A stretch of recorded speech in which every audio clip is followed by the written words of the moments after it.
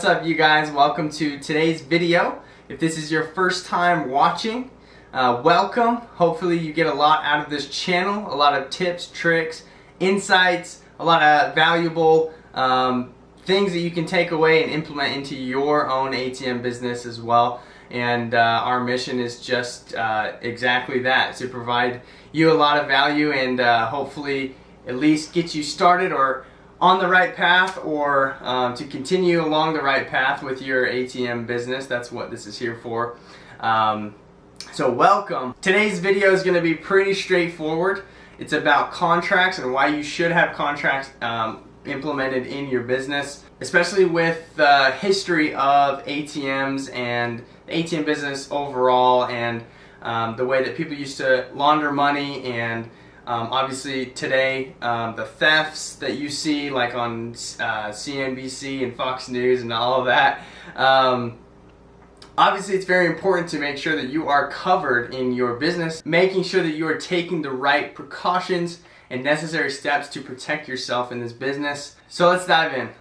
Pretty straightforward. First and foremost, why you should even put a contract into place for your business is because it's going to protect both sides. You are placing a machine into a location, and the nature of those businesses are different. You do the ATM side of things, and the bar, the barber shop, the tattoo parlor, the club, whatever it might be, does a different sort of business. And if something were to ever happen, it's very important that you have that laid out plain and simple so that everybody can see and everyone knows what's going on. And on top of that, it's a very, very good way to protect yourself from altering your business or letting someone else alter your business as well. Especially other ATM companies, when you have a location under contract or you have a machine in a location that you service regularly, you stock up, you maintain.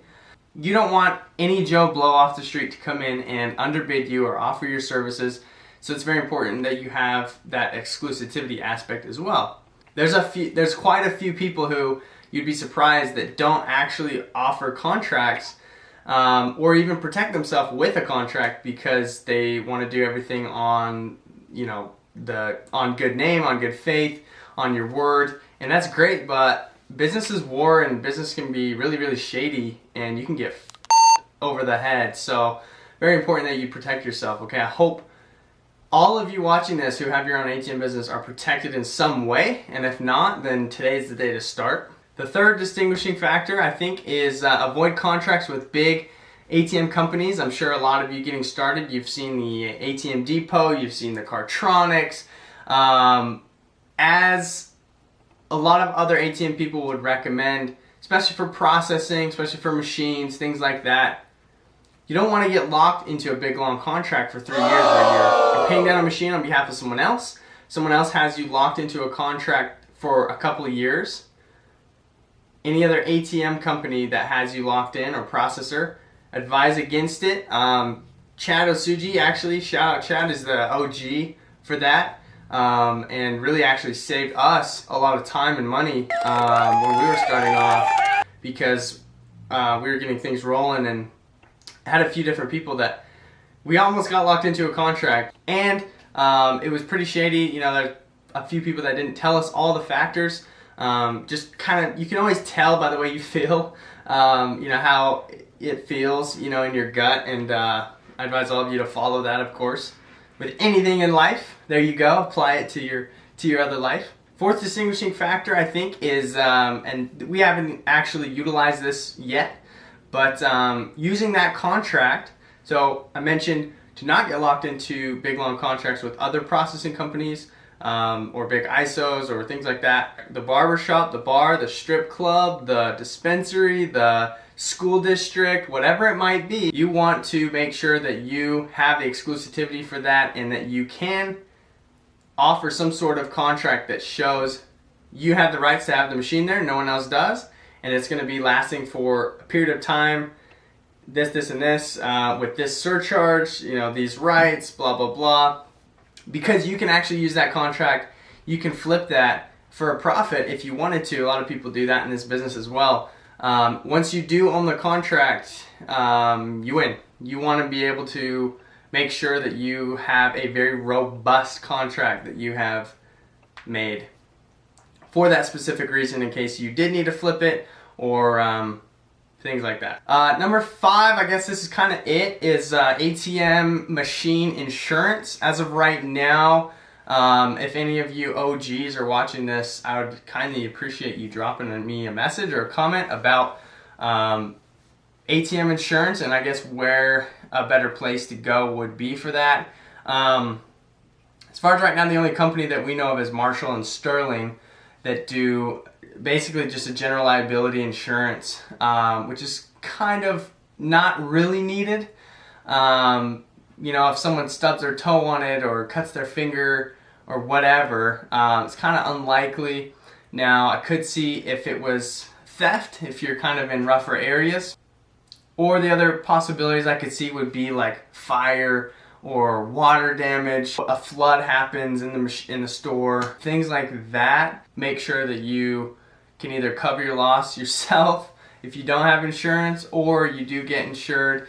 I think Marshall and Sterling, it's about $500 a year. They cover 3 machines. The location that the machine in has to have an alarm system of some sort, and it can't be 24 hours. So all of you laundromaters, lower household income demographics, typically if there's a machine in a location that if those 2 characteristics aren't feasible, then I don't think that they'll allow you insurance.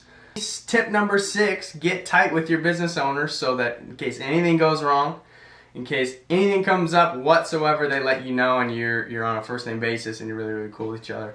Thankfully, a lot of people associate ATMs being affiliated with banks, and so they don't really want to mess with them.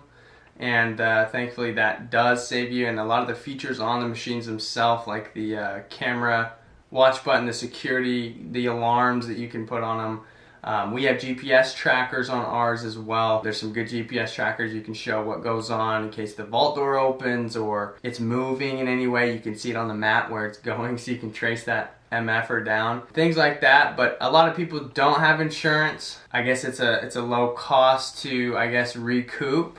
Thankfully, to be honest with you, I'm no expert by any means, and I don't actually know the best answer to give you. Don't know if it's worth insuring under a general liability policy or things like that. So I'm sure I'll do another video on that once I come across the right way to pose it to you guys. Hopefully you appreciate the transparency in that. And of course, I'm always open to feedback and hearing thoughts and what you guys can do more, or how that could be better implemented and executed. So I guess in a nutshell, make sure that you have a contract in place, make sure you have exclusivity, and you can basically own the contract in case you ever wanted to flip it. Look into insurance if you think insurance is something that you would need to have in your business. And of course, don't get locked into big contracts with other processors or anything else like that.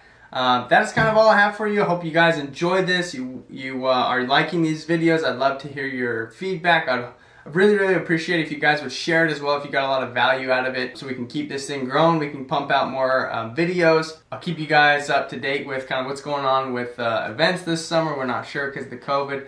I hope you guys are crushing it. You're loving it. You're learning more every day. You're executing these things that we're teaching. Of course, reach out if you guys have any questions. Hope you guys have a terrific rest of your day and a weekend. We'll see you next time.